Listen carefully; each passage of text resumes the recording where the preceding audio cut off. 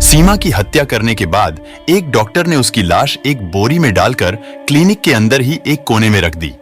अगले दिन वह क्लिनिक में पेशेंट का इलाज करते हुए मन ही मन सीमा की लाश को ठिकाने लगाने की तरकीब सोचता रहता है। दोपहर के बाद उसने कुछ मजदूरों को बुलाया और क्लिनिक के पीछे बारिश का गंदा पानी जमा करने की बात कहकर एक 6 फुट गहरा गड्ढा खुदवाया। रात को उसने सीमा की लाश गड्ढे में डालकर उसके ऊपर नमक डालकर उस पर थोड़ी मिट्टी डाल देता है। नमस्कार दोस्तों, मैं हूं आपका दोस्त नीरज कुमार और आज की इस सच्ची घटना में हम आपको सुनाने जा रहे हैं कि कैसे एक मासूम लड़की के सपनों को कुचल दिया गया। सीमा शर्मा की उम्र 24 साल थी। सामान्य कदकाठी वाली सीमा देखने में सुंदर और पढ़ाई में होशियार थी। चूंकि उसका परिवार आर्थिक तंगी से गुजर रहा था, वह बांद्रा में डॉक्टर अरुण मिश्रा के डेंटल क्लिनिक में पिछले 2 साल से बतौर अटेंडेंट काम कर रही थी। सीमा का सपना था कि वह कानून की पढ़ाई पूरी करके एक वकील बने, लेकिन आर्थिक तंगी के चलते उसे अपनी पढ़ाई के लिए खुद ही खर्च निकालने पड़े, इसलिए वह इस नौकरी में लगी हुई थी। बांद्रा में डॉक्टर अरुण मिश्रा का दंत चिकित्सालय बहुत चर्चित था। सीमा का घर धारावी की गलियों में था। हर रोज सुबह 8 बजे वह अपने घर से निकलकर क्लिनिक पहुंचती थी और मरीजों को देखने में डॉक्टर मिश्रा की मदद करती थी। दोपहर में वह घर लौटती, लंच करती और फिर वापस काम पर लौट जाती थी।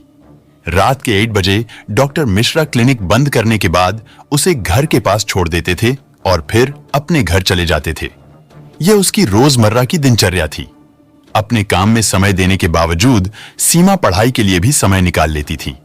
वह एक प्राइवेट कॉलेज से LLB कर रही थी और अपना भविष्य वकील के रूप में देख रही थी। उसका मानना था कि मेहनत और लगन से वह अपनी और अपने परिवार की जिंदगी सुधार सकेगी। 2018 में सीमा ने डॉक्टर मिश्रा के क्लिनिक में काम करना शुरू किया। डॉक्टर मिश्रा ने सीमा को सभी काम सिखाए और उसे मरीजों के साथ व्यवहार करना भी समझाया। सीमा तेज तर्रार युवती थी और जल्दी ही उसने सारे काम सीख लिए, जिससे डॉक्टर मिश्रा भी उससे खुश हो गए। काम के दौरान दोनों के बीच बातें बढ़ने लगीं। पेशेंट्स के सामने वे सिर्फ काम की बातें करते, लेकिन अकेले में वे एक दूसरे से हंसी मजाक और जीवन के बारे में भी बातें करते थे। धीरे धीरे डॉक्टर मिश्रा ने सीमा को अपने और करीब लाने की कोशिश की। डॉक्टर मिश्रा अक्सर सीमा को उसके घर छोड़ने जाते थे। कभी कभी वह उसे डिनर के लिए भी किसी होटल या रेस्टोरेंट में ले जाते। सीमा, जो एक साधारण परिवार से थी, उनके इस व्यवहार को दोस्ती और भलमनसाहत समझती थी। परंतु धीरे धीरे डॉक्टर मिश्रा ने सीमा को शादी का झांसा देकर शारीरिक संबंध बना लिया। सीमा अपने भोलेपन में यह समझ नहीं पाई कि डॉक्टर उसे अपनी इच्छाओं के लिए इस्तेमाल कर रहे हैं। शुरुआत में डॉक्टर मिश्रा सीमा को महंगे तोहफे देते और समय समय पर पैसे भी देते ताकि वह खुश रहे और विरोध न करे। एक दिन सीमा ने अपनी बड़ी बहन को इस रिश्ते के बारे में बताया। उसकी बहन ने उसे समझाया कि अमीर लोग गरीब घर की लड़की से शादी का झूठा वादा कर सिर्फ अपना मतलब निकालते हैं। उसने सीमा को सलाह दी कि वह जल्द से जल्द शादी की बात साफ करे। बहन की बात ने सीमा के मन में शक पैदा किया और उसी दिन उसने ठान लिया कि वह डॉक्टर मिश्रा से शादी के बारे में खुलकर बात करेगी। लेकिन 2020 के अंत तक डॉक्टर मिश्रा का बर्ताव बदलने लगा। जब सीमा ने उनसे शादी की बात दोबारा उठाई तो वे टाल मटोल करने लगे। इससे सीमा का संदेह और भी गहरा हो गया। 14 दिसंबर 2020 को सीमा हर रोज की तरह सुबह क्लिनिक गई थी। उस दिन भी उसने डॉक्टर मिश्रा से शादी का जिक्र किया, लेकिन इस बार बात बढ़ गई और दोनों के बीच झगड़ा हुआ। डॉक्टर मिश्रा को लगा कि सीमा उनकी सच्चाई को उजागर कर देगी, जिससे उनकी प्रतिष्ठा धूमिल हो जाएगी। गुस्से और डर से उन्होंने सीमा का गला घोंट दिया और उसकी हत्या कर दी। उस समय क्लिनिक में केवल वे दोनों ही थे। सीमा की हत्या के बाद डॉक्टर मिश्रा ने उसकी लाश को एक बोरी में डाल दिया और उसे क्लिनिक के अंदर एक कोने में रख दिया। अगले दिन उन्होंने कुछ मजदूर बुलाकर क्लिनिक के पीछे एक गड्ढा खुदवाया। उन्होंने मजदूरों को यह कहकर काम करवाया कि वहां बारिश का गंदा पानी जमा करने के लिए यह गड्ढा खोदा जा रहा है।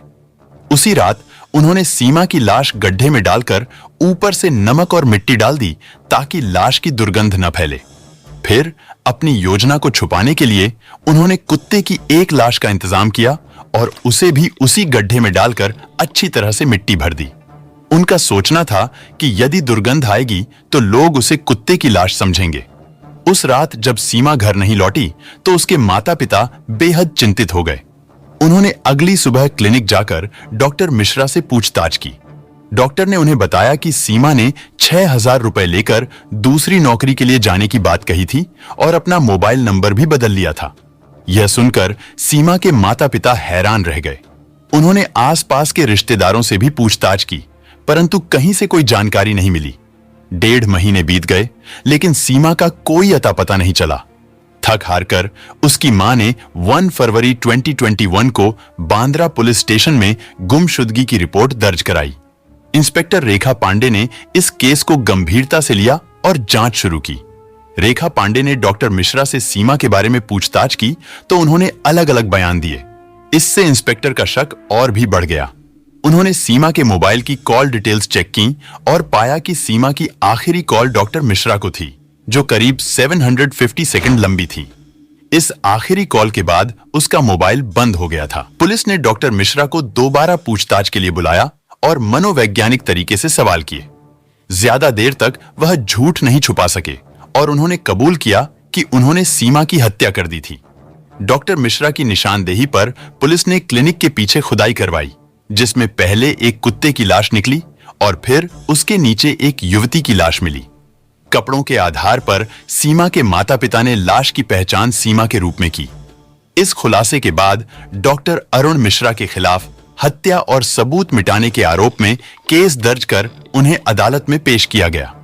पुलिस ने डीएनए टेस्ट के लिए लाश के नमूने भी सुरक्षित रखे ताकि यह पुष्टि हो सके कि वह लाश सीमा की ही थी।